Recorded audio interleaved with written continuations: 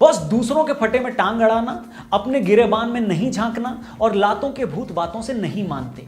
ये 3 ऐसी कहावतें हैं जो हफ्ते के 7 दिन और साल के 365 दिन पाकिस्तान पर फिट बैठती हैं।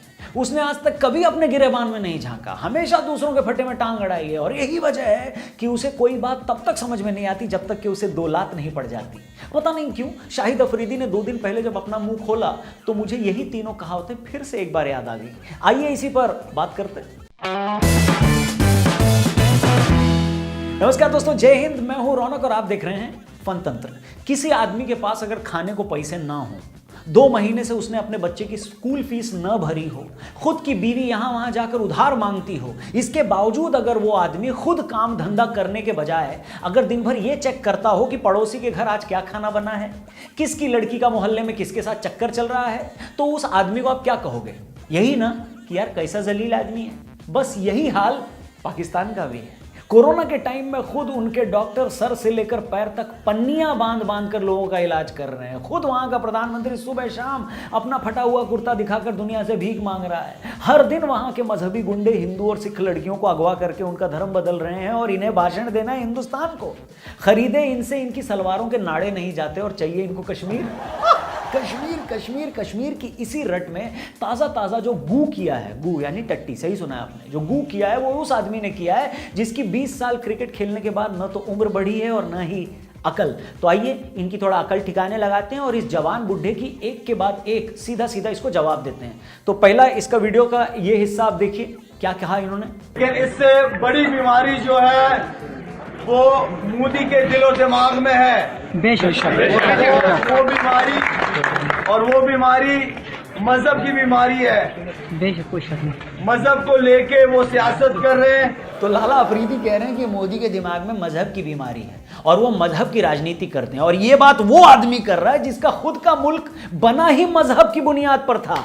हिपोक्रेसी की भी सीमा होती है। अरे जो कोरोना के टाइम भी लोगों का मजहब देखकर उनकी मदद कर रहा है, वो मुल्क जहां आज भी गटर साफ करने के लिए खास मजहब के लोगों को ही काम दिया जाता है, जिसने आज़ादी के बाद 10% माइनॉरिटी कौम का पूरी तरह सफाया कर दिया, जहां आज भी सुबह शाम माइनॉरिटी की लड़कियों को अगवा करके उनके जबरन धर्म परिवर्तन कराया जाता है और पुलिस से लेकर अदालत तक उसका कुछ भी नहीं करती। इस मुल्क का आदमी हमें मजहब पर लेक्चर दे रहा है। हे भगवान, ये सुनने से पहले मेरे कान क्यों नहीं फट गए और धरती क्यों नहीं फट गई, उस धरती में अफरीदी समा क्यों नहीं गए। चलो छोड़ो, अगला पार्ट सुनो इस वीडियो का जहां पर ये लाला क्या बोल रहे हैं। सुनो तो। मोदी को एक बात का पता होना चाहिए, है तो बड़ा दलेर बनने की कोशिश करता है लेकिन है डरपोक आदमी। इतने छोटे से कश्मीर के लिए 7 लाख की फौज जमा कर दी है उसने। मतलब मोदी दिलेर बनने की कोशिश करता है मगर है डरपोक। लाला अफरीदी बेटा इधर आओ, बाकी तो मेरे को ज़्यादा नहीं पता मगर जिस मोदी को तुम डरपोक कह रहे हो पूरी दुनिया जानती है, उसी डरपोक मोदी के रहते हमने उरी के बाद पहले तुम्हें पीओके में घुस के मारा था, फिर पुलवामा हमले के बाद बालाकोट में सर्जिकल स्ट्राइक की थी। सालों बाद कश्मीर से जब 370 हटा था तब तेरा फूफा मोदी ही इंडिया का पीएम था। और आज जब हम टीवी पर मुजफ्फराबाद से लेकर गिलगिट बाल्टिस्तान का टेम्परेचर दिखा रहे हैं तो तुम्हारा अंकल मोदी ही इंडिया का पीएम है, समझे? या फिर अगले साल लाहौर और इस्लामाबाद की टीमें जब आईपीएल खेलने लगेंगी तब समझ आएगा। पूरी दुनिया जानती है बाबा कि हारमोनियम कौन है और अब्बा कौन। खैर, इसने आगे भी कुछ हगा है, वो भी देख लो। हमने तो उनके चूजों को हवा में मार के चाय पिला के वापस भिजवाया इज्जत के साथ। हमने दुनिया को ये पैगाम दिया कि हम अमन पसंद कौम है।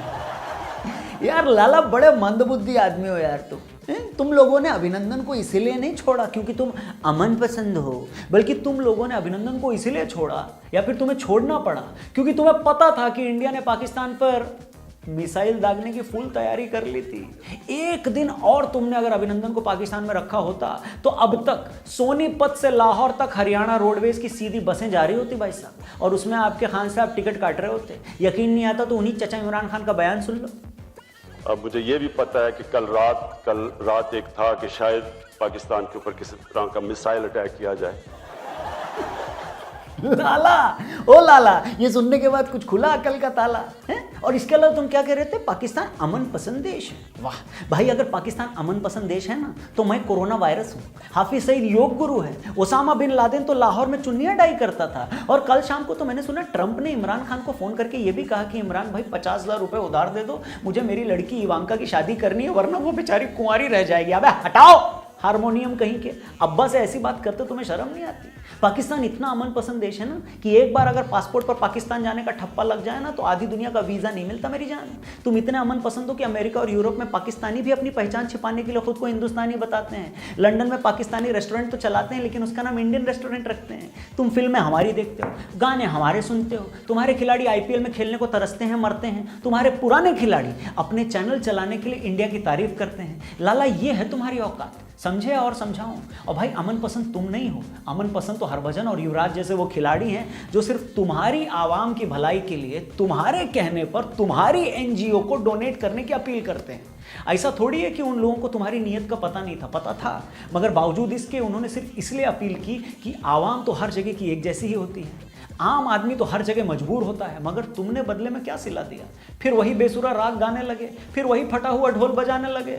खुद तुमसे अपना देश नहीं संभल रहा है। पूर्वी पाकिस्तान तुम पहले ही गंवा चुके हो, बलूचिस्तान कभी भी गंवा सकते हो, सिंध तुम्हारे काबू में नहीं बचा हुआ, कश्मीर तुमसे हम कभी भी छीन लेंगे और तुम्हें हमारी कश्मीर की पड़ी है। जिस आदमी का, अब ध्यान से सुनना, जिस आदमी का खुद का पैजामा पीछे से फटा हो ना, वो सड़क किनारे खड़ा होकर दुनिया को उसकी ड्रेसिंग सेंस के लिए सजेशन नहीं देता या उस पर कमेंट नहीं करता। खुद खाना खाते हुए आधी सब्जी जो पेट पे गिरा लेता है ना, वो इंसान टेबल मैनर्स की ऑनलाइन क्लासें नहीं चलाता। इसलिए सुधर जाओ और हमेशा याद रखना, हारमोनियम कौन है और अब्बा कौन है।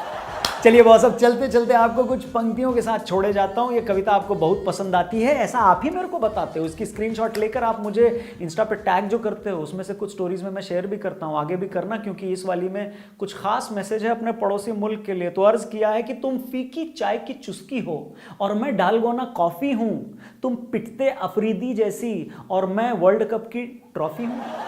अरे तुम गिरती इकोनॉमी हो, मैं उसमें होता घाटा हूँ, तुम पाकिस्तानी गाल प्रिय, मैं उस पे पड़ता चांटा हूं। अरे तुम कश्मीर की चाह लिए क्यों रोती बारंबार प्रिय, मैदान कहीं का भी हो लेकिन होती तेरी ही हार प्रिय, फिर भी नहीं सुधरती तुम। आगे की 2 लाइन सुनना कि मैं चुनता हूं अक्सर समझदारी, तुझे टुचियापा ही चुनना है। जी हाँ, मैंने टुचियापा ही बोला है, बाकी आप समझ कुछ भी सकते हो। मैं चुनता हूं अक्सर समझदारी, तुझे टुचियापा ही चुनना है, मैं कितना भी अवॉइड करूं तुझे पीके एमके भी सुनना है। और आगे की 2 लाइनें जो मैं सुन रहा पढ़ने वाला हूं, उसमें मेरे को आपकी खास मदद चाहिए। क्यों? क्योंकि इसमें एक ऐसा शब्द है मैं जो बोलूंगा नहीं, पर आप समझ जरूर जाओगे। और अगर समझ जाओ तो कमेंट में शान से उसे लिखना। तो आखिरी 2 पंक्तियां सुनिए कि तुम बारूदी उस बम जैसी और मैं हूं शांति दूत प्रिय, तुम बारूदी उस बम जैसी और मैं हूं शांति दूत प्रिय, हम एक बार हड़का दें तो तुम पैंट में देते प्रिय। अब का क्या मतलब है वो शब्द जो मैंने नहीं कहा, लेकिन आप समझ गए हो तो कमेंट में जरूर लिखना और आपके कमेंट को लव जरूर मिलेगा। बाकी इंस्टा पे इस कविता की स्क्रीनशॉट को आप शेयर जरूर करते हो, स्टोरीज में टैग जरूर करते हो, आगे भी करते रहना, कोशिश करूंगा कुछ शेयर कर दूं अपनी स्टोरी पे भी। बाकी चैनल सब्सक्राइब, फेसबुक पेज पे देख रहे हो तो लाइक, मोबाइल ऐप डाउनलोड, अगर ये सब नहीं किया तो माता रानी पाप दे सकती है। बाकी प्लीज अपना ख्याल रखना, जल्दी मिलूंगा अगले वीडियो के साथ। नमस्कार, जय हिंद।